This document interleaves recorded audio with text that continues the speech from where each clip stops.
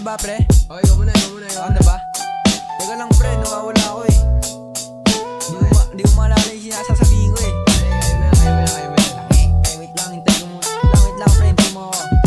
Alalaanin ko lang. Tangin ba kasi ano yan? Si Aling Nena.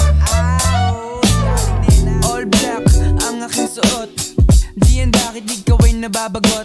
Daming kasi taong natakot ipakita ang sarili kaya ako ay bagot.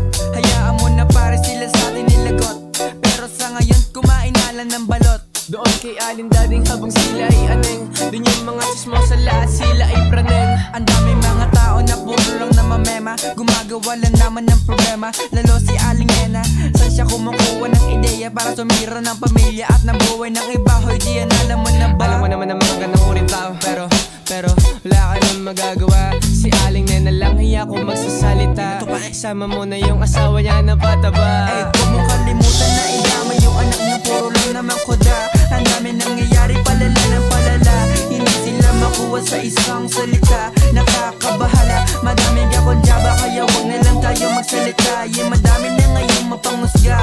Kunting pagkakamali agad minamata. Pero mga tama ko na nagawa. Alala ng mga tao sa paligid, parang surot singit na nasingit. Kala mo naman kung sino siya. Ang pangit tapos niya ay ang hit. Tayo na fuck, ikaw na nga Zach. All black ang aking suot. Chill ba, di gawin na babagot. Ang daming kasing taong natakot ipakita ang sarili kaya ako ay bagot. Malikot ang kokote para di masakote. Malala na iniisip maulan magkapote. Sa kalsada lagi bowling pre legit lang.